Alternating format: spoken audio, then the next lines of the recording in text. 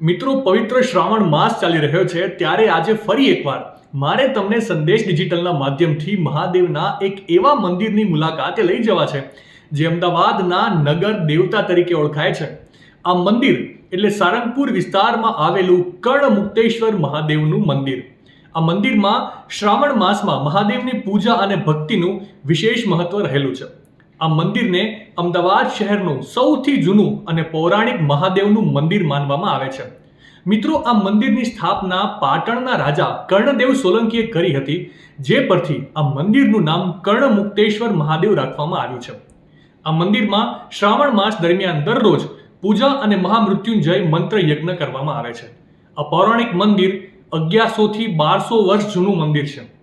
એક લોકવાયકા અનુસાર કર્ણમુક્તેશ્વર મહાદેવની વિશેષતા એવી છે કે આ મંદિરના શિવલિંગ ઉપર એક મણિ હતો, જે મોગલો દ્વારા બાદમાં ખંડિત કરી દેવામાં આવ્યો હતો.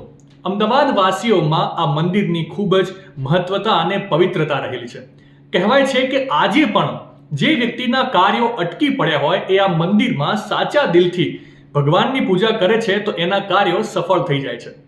માહિતી સારી લાગી હોય તો રીલને વધારે શેર કરજો અને આવી જ અવનવી માહિતી માટે સંદેશ ડિજિટલ સાથે જોડાયેલા રહેજો.